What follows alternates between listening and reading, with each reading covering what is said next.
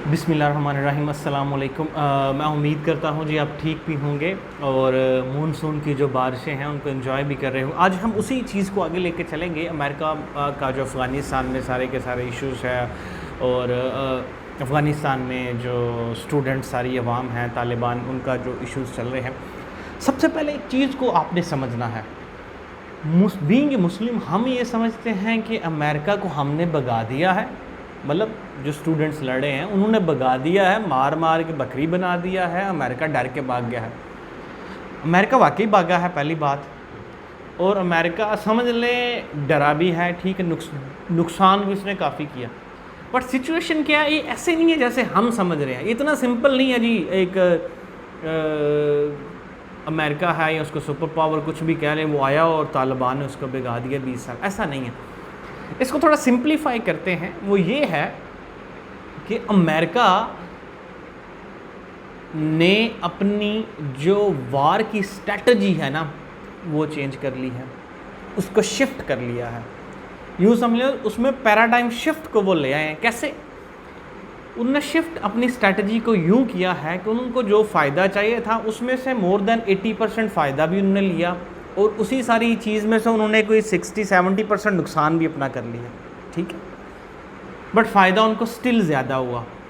उन्होंने फिर क्या किया कि यार इतनी लंबी हम वार लड़े हैं, अब इस वार को कंटिन्यू करने का उतना फ़ायदा हमें नहीं नज़र आ रहा जितना होना चाहिए। तो उनका अभी बयानिया क्या है, जो बाइडन का रिसेंटली जो स्टेटमेंट्स हैं वो क्या है, वो ये कहता है कि हमने नुकसान से बचने के लिए स्टेप किया, फर्दर कोई नुकसान नहीं करना चाहते, ठीक है।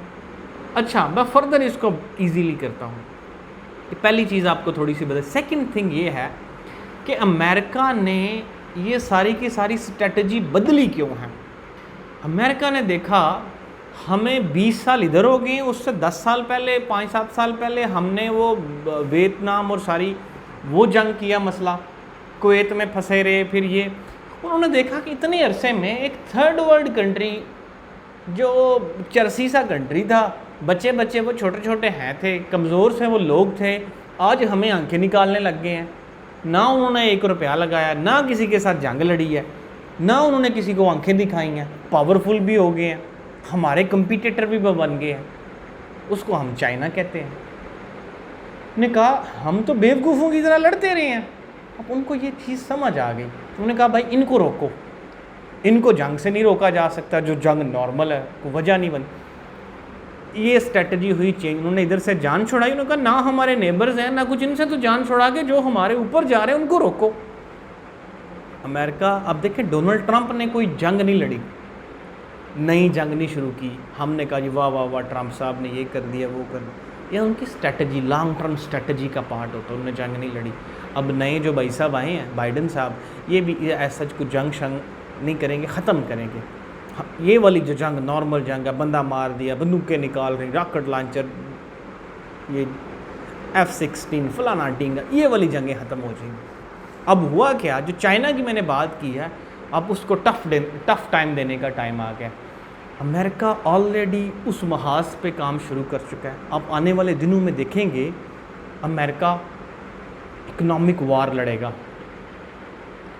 अमेरिका स्ट्रेटजिक वार लड़ेगा, अमेरिका बिजनेस वार लड़ेगा, अमेरिका मीडिया वार लड़ेगा। वो मीडिया वार सोशल मीडिया वार भी होगी, प्रिंट मीडिया, इलेक्ट्रॉनिक मीडिया, बड़ा वास्ट आपको नज़र आएगा। इवन आप देखें अमेरिका ये वाली जो वार है इसको शुरू कर चुका है अगेंस्ट द चाइना। चाइना, अगर आप इंटरनेशनल मीडिया को कभी चेक करते हैं तो आप आइडिया हो जाएगा चाइना के अगेंस्ट कितने ज़्यादा अटैक्स हो रहे हैं। नेक्स्ट थिंग की तरफ आते हैं। चाइना अपनी चीज़ें जो अमेरिका को बिलियंस ऑफ डॉलर एक्सपोर्ट करता था, उन पे इतने ज़्यादा टैक्स पड़ गए हैं, जो लोग उधर जितने में सेल करते थे अब उनको उतने में मिल नहीं रही उधर। मेरे अपने कज़न ब्रदर हैं, अमेरिका में होते हैं, कुछ दिन पहले उन्होंने फ़ोन किया, उनकी एक फैक्ट्री चाइना में है, एक उधर भी है असेंबल करने की। अभी उन्होंने कहा कि due to these taxes and implications and conditions on America, on China from America, हमने अपना सारा सेटअप चाइना से बंद किया, उठा के उसको पाकिस्तान शिफ्ट करने लगे हैं। वो तो पाकिस्तानी इधर हमें सस्ता पड़ेगा, उससे तो महंगा पड़ेगा, बट उस काम तो करना है। अब चाइना में सेटअप लगाएंगे को 20-25 साल से मेरा मैं यूएस में हूँ। तो अभी क्या होगा कि थोड़े दिनों में आप देखेंगे कि काफ़ी सारी बड़ी बड़ी कंपनीज जो चाइना के ग्रुप्स हैं पाकिस्तान में अपनी ब्रांचेस खोलेंगे। वो इस तरह से ब्रांचेस नहीं खोलेंगे जिस तरह से नॉर्मली चाइना में। वो क्या करेंगे, अपनी कंपनीज पाकिस्तान में लाकर रजिस्टर्ड करेंगे।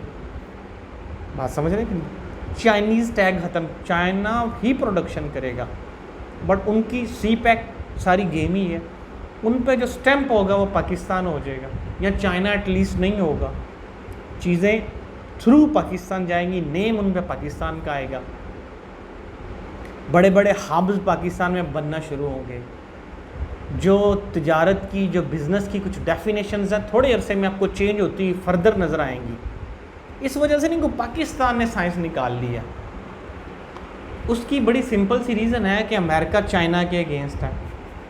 तो अभी फ़ायदा जो है थोड़े अरसे में पाकिस्तान, तुर्की, उसके बाद यूएई, इन कंट्रीज़ को होगा।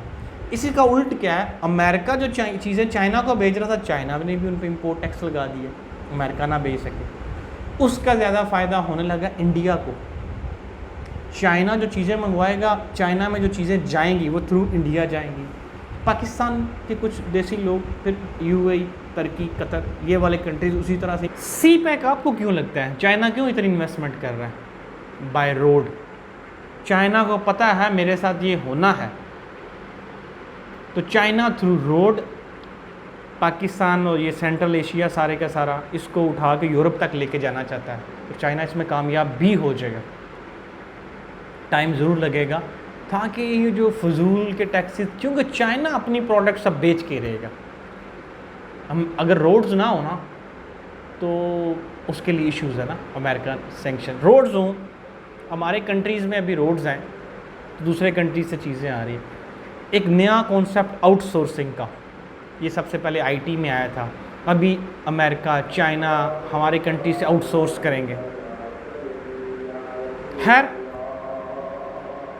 बड़ी अच्छी अपॉर्चुनिटीज़, आप लोग भी फ़ायदा उठा सकते हैं। और भी काफ़ी सारी चीज़ें हैं, बट एक लास्ट बात ये है, पाकिस्तान ने जो माजी में गलतियां की थी, अगर पाकिस्तान इस दफ़ा वो गलतियां ना करे तो पाकिस्तान बच सकता है, पाकिस्तान फ़ायदा उठा सकता है। Thank you very much.